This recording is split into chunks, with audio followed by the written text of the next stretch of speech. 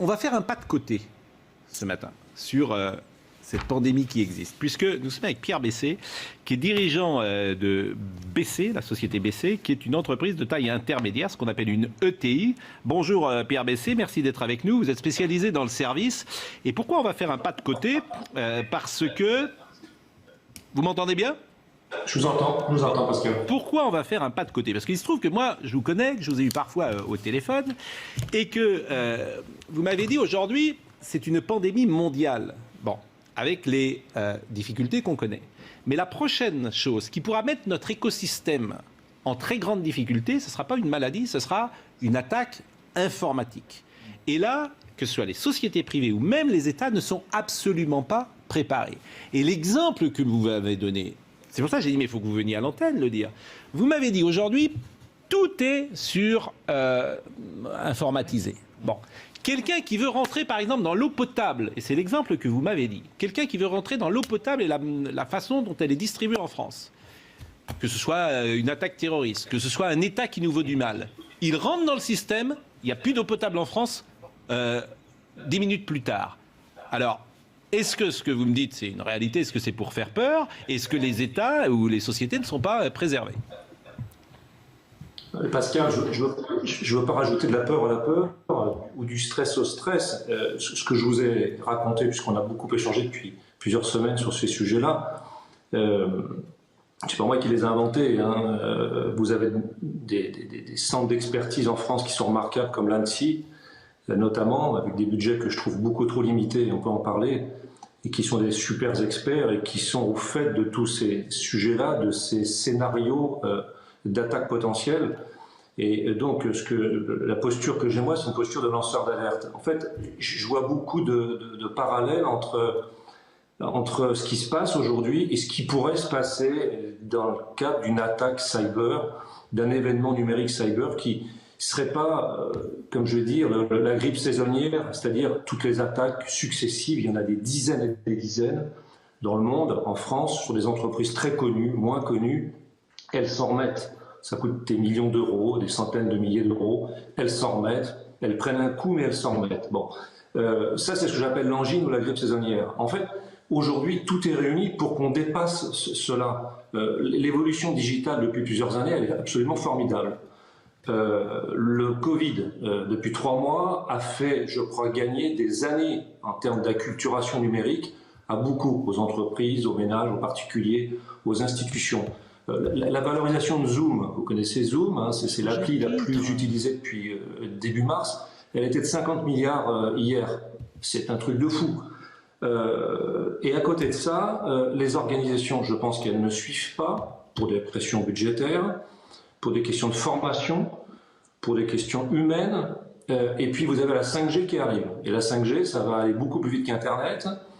Et ce qu'on lit, c'est public, c'est qu'on est parti pour passer de 25 milliards d'objets connectés aujourd'hui à 125 milliards en 2030, c'est-à-dire dans 10 ans. 2030, c'est demain, vous vous rétropédalez en 2010, c'était hier. Donc ce que je veux dire, c'est qu'on est en face d'un phénomène, le numérique, dans lequel on baigne, dans lequel on est totalement dépendant, et on ne croit pas une nouvelle fois, ou plutôt certains écosystèmes y croient, on ne croit pas une nouvelle fois que ce que j'appelle un pet majeur pourra arriver. Et il arrivera. C'est une évidence. Non, mais ce qui est terrible, ce que vous dites, parce que l'histoire de l'eau potable, c'est absolument terrible. Et ce que vous dites fait écho à une excellente tribune que j'ai lue d'Alain Bauer, qui s'appelle « Le prochain virus sera cyber » ou cyber. On assiste à une diffusion exponentielle virale, donc des rançongiciels. Alors les rançongiciels, c'est-à-dire que tu rentres dans une société et tu demandes une rançon, et c'est ce qui s'est passé par exemple chez Bouygues ou sur M6, et prise de contrôle des équipements informatiques et des stocks de données. Récemment, des attaques ciblées ont touché des institutions médicales, des hôpitaux en première ligne contre le Covid-19. Nous allons entrer dans la crise cyber, ce monde dont notre niveau de dépendance croît exponentiellement et qui ne s'y est guère préparé, en tout cas pas plus que pour la crise sanitaire et pandémique, on en voit les effets. Mais qu'est-ce qu'il faut faire, Pierre Bessé? Qu'est-ce que vous faites, vous, dans votre domaine? Vous parliez d'hôpitaux. Pascal, l'hôpital d'Oran, il a été paralysé pendant 6 jours au mois de novembre l'année dernière. 6 jours. C'est public. Hein. Ça démarre le 14 novembre. Mais qu'est-ce qu'il faut faire? Qu'est-ce qu'il faut faire? Je pense qu'il faut d'abord avoir une posture résiliente. Le sujet, il est là, on ne reviendra pas en arrière. Donc, de ce risque qui peut être une véritable pandémie, avec des conséquences financières comme ça va être la pandémie sanitaire aujourd'hui, parce que ça a commencé par le sanitaire, on est rendu maintenant à l'économie, très vite. Il faut travailler sur une prise de conscience, il faut travailler sur la formation, il faut travailler sur la souveraineté numérique. Est-ce qu'on a une souveraineté numérique en Europe? C'est pas vrai. On est dépendant des clous anglo-saxons, pour ne pas dire américains. Amazon, Google, Microsoft, etc. On n'a aucune souveraineté numérique en européenne. Pourtant, je sais qu'on y travaille. Mais ça devient presque une tarte à la crème. On veut une souveraineté dans l'agroalimentaire aussi. Il faut remettre l'humain au centre du jeu. Alors on investit. Il y a un campus sur la cybersécurité qui va sortir très prochainement sur instruction du président de la République. Tout ça est formidable.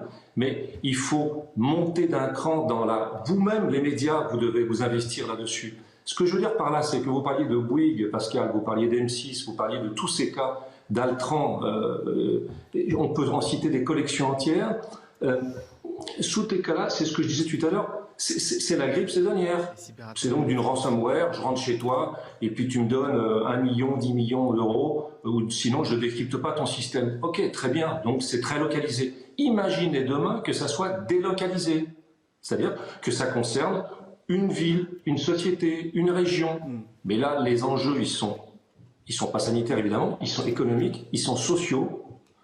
Ils sont à l'arrêt. Qu'est-ce qu'il faut faire? Il faut travailler sur la souveraineté numérique, il faut travailler sur la formation, il faut travailler sur l'humain, il faut travailler sur les médias, et puis il faut que l'État s'en mêle, parce que le portage in fine de ce risque, il relèvera encore une fois de combinaisons privées-publiques, comme quelque chose qu'on connaît beaucoup plus et qui est plus près de nous, les événements naturels. Les événements naturels, on a créé des solutions de portage privé-public dans les années 80. Le terrorisme, après le 11 septembre, on a créé plein de choses dans tous les États, des solutions de portage privé-public. Mais ce que je veux dire, en termes de lanceur d'alerte, je vous coupe Pascal, c'est que n'attendons pas un 11 septembre du cyber pour bouger. C'est tout ce que je veux dire. Or aujourd'hui, beaucoup bougent, mais... Et c'est pourquoi ce matin on voulait que vous interveniez, vous parliez des médias, peut-être que les gens ont écouté, ont été sensibilisés à ça. Alors il y a Hervé Penaud, que je cite parfois, qui est un journaliste de l'équipe, qui nous fait rire et qui dit « Et on se suicide après l'émission ?» Donc effectivement, mais d'annoncer les choses, Cassandre, le problème de Cassandre, c'est qu'elle n'était pas écoutée, Cassandre. C'est ça son problème.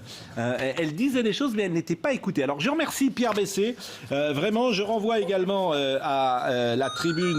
Ah, je crois qu'on vous appelle là. On est en train de vous appeler, en train de dire tiens, je t'ai vu à la télévision. Donc, généralement, c'est comme ça. Merci Pierre Bessé. Vraiment, c'était un plaisir de vous écouter. Et je pense que c'est un bon sujet, les amis. C'est pas nouveau, hein, attention. Hein. Oui, les États-Unis avaient attaqué l'Iran sur la centrale nucléaire. Mais je suis d'accord, mais sinon qu'il n'y a jamais. Les attaques politiques permettent de mettre un dirigeant en place dans un pays. Donc... Je suis d'accord avec vous, mais il n'y a jamais eu de, pour reprendre son expression, de pète mondiale. Oui, non. C'est-à-dire qu'il n'y a jamais eu une ville privée d'eau. Parce que le jour où Paris est privé d'eau, moi quand il m'a dit ça, ou d'eau potable, ou d'électricité, en numérique, je peux vous dire que ça, c'est autre chose, peut-être que ce que nous vivons aujourd'hui. Bon.